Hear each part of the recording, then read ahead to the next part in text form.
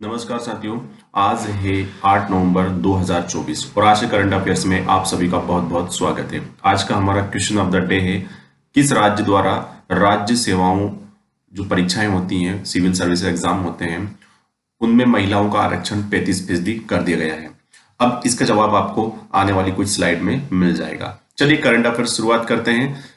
चलिए पहला सवाल है, हाल ही में कहां पहला एशियाई बौद्ध शिखर सम्मेलन आयोजित किया गया है। देखो क्या हुआ है कि अभी एक पहली बार हमारा जो केंद्रीय संस्कृति मंत्रालय, बहुत इंपॉर्टेंट सवाल है, केंद्रीय संस्कृति मंत्रालय के द्वारा नई दिल्ली में एशिया का पहला बौद्ध शिखर सम्मेलन आयोजित किया गया था। देखो बात कर लेते थोड़ा से बौद्ध धर्म की। तो बौद्ध धर्म की शुरुआत गौतम बुद्ध ने की थी और गौतम बुद्ध को क्या कहा जाता है? लाइट ऑफ एशिया, अर्थात एशिया का ज्योतिपुंज किसे कहते हैं? गौतम बुद्ध को कहते हैं। आपको पता है बौद्ध धर्म में 4 बौद्ध संगतियां हुई थी, लेकिन देखो ये है एशिया का बौद्ध शिखर सम्मेलन। ठीक है, अब देखो थोड़ा सा रिवाइज कर लेते हैं अपन। बौद्ध धर्म में कितनी संगतियां हुई हैं? 4। एक जब गौतम बुद्ध को महापरिनिर्वाण प्राप्त हुआ तब हुई, एक दूसरी हुई उसके 100 साल बाद, ठीक है, तीसरी जो हुई है उसका टाइम है अशोक के समय हुई थी, और एक जो पहली सदी में हुई थी चौथी। अब देखो क्या हुआ, 4 बौद्ध संगतियां हुई थी, ठीक है। अब इसको कैसे याद करना है? इसको ऐसे याद कर लीजिए कि कहां कहां पर हुई थी। RVPK, पहली संगति कहां पर हुई थी? राजगृह में, दूसरी वैशाली में, तीसरी पाटलिपुत्र में और चौथी हुई थी कुंडलवन में। राजा कौन थे? तो राजा याद करने के लिए एक एक ऐसे याद कर लीजिए, एक एक है ना। पहली बार में कौन थे? अजात शत्रु, दूसरी बात में कालाशोक, फिर अशोक और फिर कनिष्क। चौथी बौद्ध संगति के समय अध्यक्ष कौन थे? कनिष्क थे। और क्या इंपॉर्टेंट सवाल आ सकता है? राजा। देखो जब पहली बौद्ध संगति हुई तो किसको बुलाया गया? सबको, महान महान लोगों को बुलाया गया। मतलब अध्यक्ष कौन थे? महाकश्यप। दूसरी बौद्ध संगति के टाइम पर अध्यक्ष कौन थे? शब्बकामी। दूसरी बौद्ध संगति में शब्बकामी अध्यक्ष थे। तीसरी बौद्ध संगति के समय मोगली पित्ततुष, मोगली पित्ततुष जो थे वो अध्यक्ष थे। इस बात को आप याद रखिएगा। और उसके बाद फिर जो संगति हुई थी इस समय यहाँ पर अश्वघोष और एक और व्यक्ति थे जिनका नाम था, क्या नाम था उनका? अश्वघोष, सॉरी फॉर डिस्टर्बेंस, अश्वघोष और एक वसुमित्र, ये 2 व्यक्ति थे जो कि इनको कुछ कुछ समय के लिए इसका अध्यक्ष बनाया गया था। तो इस प्रकार टोटल कितनी बौद्ध संगतियां हुई थी? 4 बौद्ध संगतियां हुई हैं। याद रखना है अपने को। कौन से धर्म की बात कर रहे थे? बौद्ध धर्म की।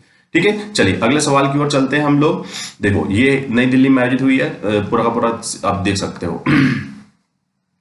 अगला सवाल है, हाल ही में किस केंद्रीय मंत्री द्वारा नई दिल्ली में शिल्प समागम मेले का आयोजन किया गया है? और इन मंत्री का नाम है डॉक्टर वीरेंद्र कुमार। डॉक्टर वीरेंद्र कुमार कौन है? सामाजिक न्याय और अधिकारिता मंत्रालय जो है वो मंत्री कौन है? उनका हेड जिसे बोल सकते हैं हम, वो है डॉक्टर वीरेंद्र कुमार। राजनाथ सिंह जी कौन से मिनिस्टर हैं? वेरी गुड, डिफेंस मिनिस्टर हैं। ठीक है, कमेंट करके बताइए स्मृति ईरानी और जितेंद्र सिंह कौन से मंत्री हैं? कौन से मंत्री हैं ये आप कमेंट करके बताइएगा। तो सवाल ये बनेगा कि शिल्प समागम मेले का आयोजन कहाँ किया गया, मतलब जो नई दिल्ली में आयोजन हुआ है, याद रखिएगा आयोजन कहाँ हुआ है? नई दिल्ली में हुआ है। और इस आयोजन को जो उद्घाटन है वो किसने किया है? डॉक्टर वीरेंद्र कुमार ने किया है। अगला सवाल देखते हैं हम, हाल ही में किसने WBF का सुपर फेदरवेट विश्व खिताब जीता है? ठीक है, और इनका नाम क्या है? मनदीप जांगड़ा। ठीक है, ये रहे मनदीप जांगड़ा जिनको क्या मिला है इस बार? WBF का सुपर फेदरवेट विश्व खिताब इन्होंने अपने नाम किया है, याद रखिएगा। अगला सवाल है, हाल ही में दिवंगत शारदा सिन्हा का संबंध किस क्षेत्र से है? तो ये संगीतकार थी, याद रखिएगा, बिहार की गायिका थी ये। इनको बिहार की कोकिला भी कहा जाता है, बिहार की कोकिला के नाम से भी ये फेमस थी, याद रखिएगा। और फिर क्या याद रखना है दूसरी बात अपने को कि इनका संबंध किससे है? संगीत से है। ये रहा इनका पिक्चर फोटो। अगला सवाल देखते हैं, युद्ध और सशस्त्र संघर्ष में पर्यावरण के शोषण को रोकने के लिए अंतरराष्ट्रीय दिवस कब मनाया जाता है? मतलब एक इसको इस पिक्चर से आप समझ सकते हो कि जब भी कोई आक्रमण होता है, युद्ध होता है, तो पर्यावरण को बहुत कुछ झेलना पड़ता है।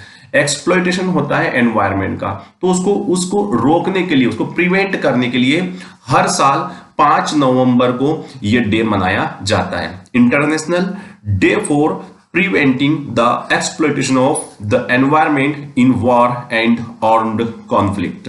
याद रखिएगा, ठीक है, बहुत महत्वपूर्ण सवाल था। अगला सवाल देखते हैं, हाल ही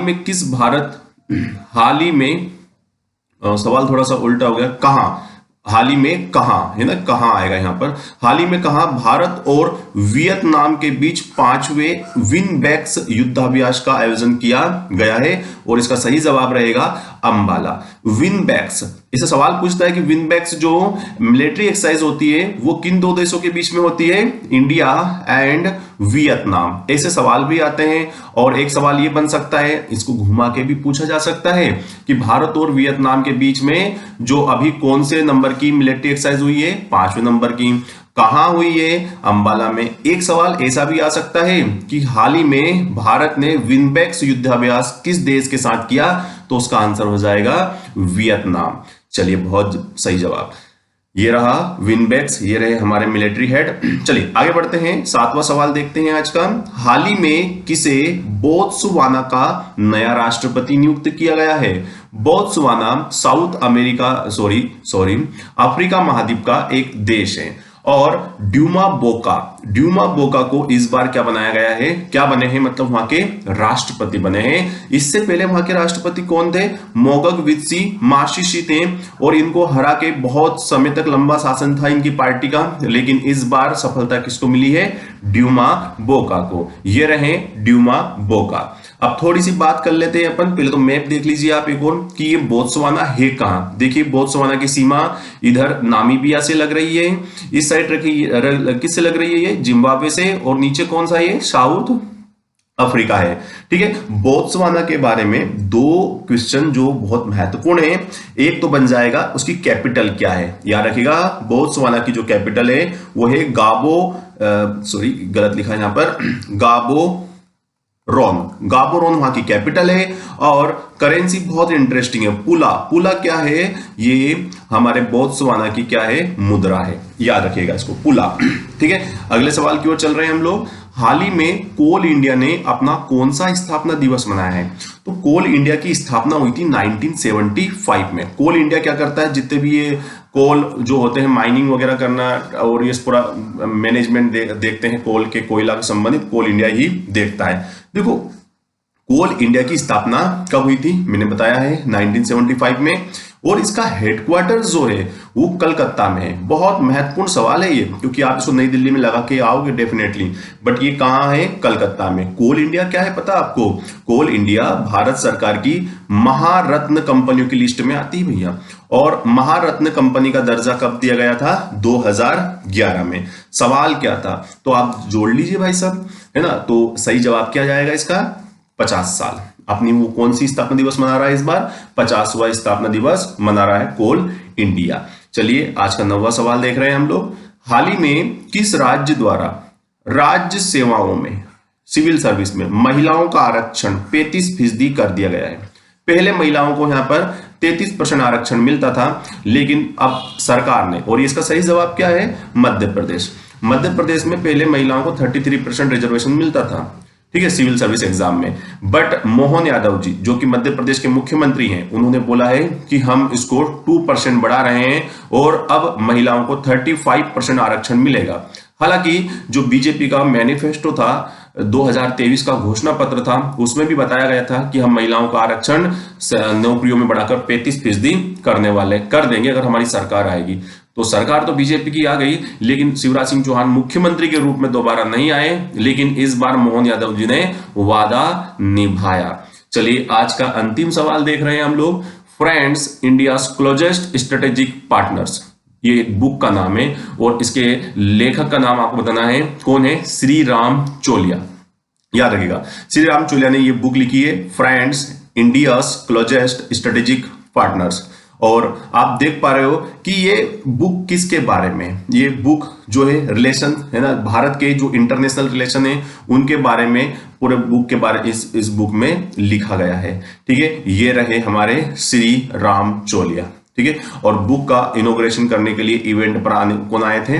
विदेश मंत्री एस जयशंकर ने इस बुक को लॉन्च किया है, या मैं यूं कहूं कि उसका उद्घाटन समारोह में गए थे। उद्घाटन शब्द तो इस्तेमाल नहीं करते, लॉन्च ही शब्द इस्तेमाल किया जाता है इसके लिए। चलिए, तो ये था आज का हमारा महत्वपूर्ण करंट अफेयर्स 8 नवंबर का, और मुझे आशा है, उम्मीद है कि आपको पसंद आया होगा। आपका दिन शुभ हो। Have a nice day. Thank you very much for the discussion. जय हिंद, जय भारत।